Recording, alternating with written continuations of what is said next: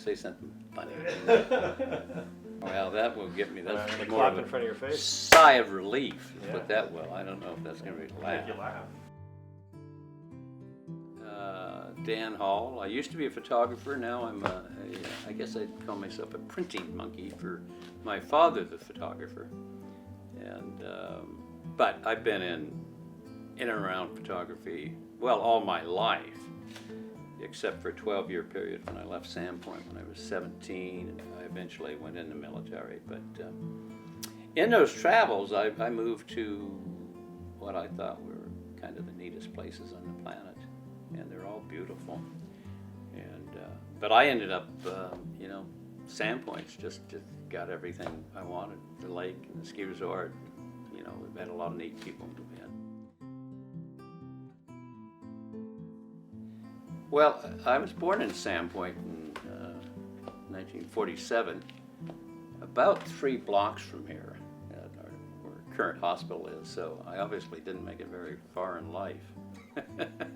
Or made a big loop and came back here, couldn't find any place I liked better. Growing up here, it was a nice place to grow up, actually. I don't know how the adults made it through winters. I mean, it was difficult. I mean, the economy here wasn't a winter life here. Kids, we could sled and do that before Schweitzer came in. There's a great book written by a local girl, Marilyn Robbins, that went off to Europe to write it and wrote it about Sandpoint in the 40s, and she was about my age, and just an incredible book, and I won the Hemingway, I think it was a Hemingway Award, and a fabulous movie if anyone ever gets the chance to see it. Housekeeping. But if anyone wants to know what it was like to live in Sandpoint in the 40s and 50s, it's an incredible read. When the ski area came in 63 and 4, that was just a major change, and it was so brave of the townspeople, and particularly the Brown family, to invest in that because we didn't have any people there. So it's just a big risk the town had to put in terms of buying a lift and doing it. And there was a lot of bar activity, and it was kind of a rough town. And then my mother and 2 other women, Hazel, my mother, and then Hazel Amaro, and then Bernice Lewis got together, and they decided they wanted to polish the town a bit and decided to make it an art town if they could, and brought in theater, and it was kind of off into the change. But before that, it was kind of a lumber town with great football teams because they were tough kids. We went from maybe the ugliest house in town, this ramshackle thing behind my parents' studio, but by the age of 6, all of a sudden we had the very nicest house in town, and it was on the lake, and we had a beautiful basketball court, we had a putting green, and we had a lit basketball court that all the kids would come down every night and play till 10 o'clock at night, and then we had a lit dock that I would sleep on every night with music out there, electricity, and then I'd get up and swim a half a mile every morning. And so I remember one of my friends asking me, we were sleeping out like we did every night in the summer, asked me, Dan, what are you ever going to do to have a better life than this style? I mean, where are you going to go from here? And it was a pretty good question. But I've loved living at Sandpoint.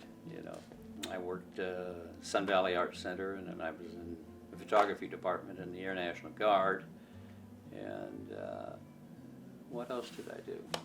I worked for a couple companies out of New York and San Francisco that sent me on really magnificent travel trips. I'd be gone for 3 months filming Alaska and Denali and other places in North America. But it meant I was always gone in the summer, and Sandpoint was just too nice a place in the summer and the winter. So that's when I started working with my dad's negative collection to see if I could make a living here, and so far it's worked out. I guess I'm 73, so it must have kept it going somehow. And what I haven't made a lot of money, but what I have had is that I've gotten on a lot of great private golf courses that I really just didn't deserve getting on, but I had this negative file around me, and we get some really interesting people come in here. I mean, that's probably what I love most about this job, is this negative collection just brings out stories about who people are, and I wish I had a whole list of, and I may yet do that, of people who have been in here, and that's really been the fun thing. We get this. Sandpoint's very interesting. We have an incredible cross-section of people for being such a small, area. People are always surprised. They're always surprised when they come in here, assuming this will be hillbilly land, and looking at the quality of my dad's work from the 1930s and 40s, which was as good as anybody did anywhere. And that kind of was a little bit of my goal after I moved a number of years out of here, and I knew people would be moving in. A little of it was to protect Sandpoint in the sense of showing that Sandpoint had a history, Sandpoint's got a great history. I gained such an appreciation of Sandpoint after I was out of here for all those years that became kind of one of the driving forces of why I've worked pretty hard on this collection. It's kind of inspires me for my family, but also for the community. And hopefully it kind of helps establish a core of this community going forward, of honoring the past and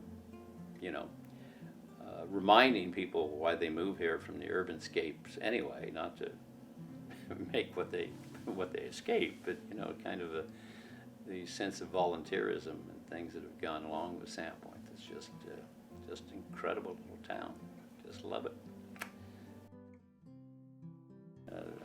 My greatest regret now is losing my wonderful wife, Paula. She was such a treasure. As much static as I would give to her about people moving in from California and trying to take over, she was from California, originally from Washington, D.C., but she was an accountant, one of the first female accountants in California. So anyway, I suspect that's really been the hardest thing in my life by far, but other than that, we keep going on. And as I told her that when she was dying of bone cancer, I had a mistress, and my mistress was this negative collection, and I would keep working on that, and that's what we've done. I've spent the last 2 years trying to get this thing all tidied up. We still have 60,000 negatives, and trying to get it in order before I conk off. Sandpoint was 4,000 people in 1905 and 4,000 people in 1970. I mean, it was really a steady state. And it was beginning a growth spurt up until the Depression in 1929, when we had one of the largest lumber mills in the world here. And Sandpoint was really ambitious and thought they were going to be larger than Spokane, and they were making designs for interurban tracks and all that sort of thing. And then the Depression hit, and zingo. And then that's the same time my dad chose to move to Sandpoint, and I don't know how they made it. For the most part, the growth's been, I think, great. And the ski resort is so healthy, and it's such a great ski resort. And the lake's so incredible. I just, I kind of think it's just a matter of time until we hit our tipping point, which I don't think we've hit yet in terms of growth. So we've made an evolution, and by and large, of course, now it's about 8,000 people, and then the county's 40,000, and there's a whole different demographics around the edge of the town. And finally, the beauty caught up with us, and we have a lot of money. There's some beautiful estates out there now. And then I can see a situation where Sandpoint will grow, and it can grow, and probably will grow quite a bit. And it's possible to have growth and great community. And so I'd love to see the art world kind of bring all that together like we're doing with the festival. So important for Sandpoint. Such a great thing. And it's been fun to watch this town grow. It's, I'm really inspired by the kids that we're putting out and the incredible musicians we have here now. I think largely because we have one of the best musical teachers in the country at the high school and in the festival itself. I'd like to see the land honored. I was pretty disappointed when Scotchman Peak Wilderness area went down, and I'd love to see that reissued, and that'll be more and more important as time goes on. I think I was, I don't know, 38, 35, and I just ended the Vietnam era and drinking myself to death or whatever during that, and couldn't handle it. But I was in my dark room, and I had this vision of my best time in life was when I was 6 and 7 years old, and I'd go out golfing at 5 in the morning with my dad, even though he rarely golfed. And I called my best friend and said, "Hey, will you follow me around the golf course? I need to walk it out." And that led to a long story where I was given the book Golf in the Kingdom. And anyway, the book, one of the favorite lines of this mystic was, it was referring to golf, but it was referring to everything else. It was really a book, philosophy book, and it was like the greatest breakthrough is to take forever. And that might be misinterpreted as being lazy, but the interpretation is great patience. You know, it's just keep on going, keep on trucking. Well, I love Sandpoint more than any place on the planet, and I think my dad did too. I mean, as much as anyone, I would say. And so I can't imagine living anywhere else.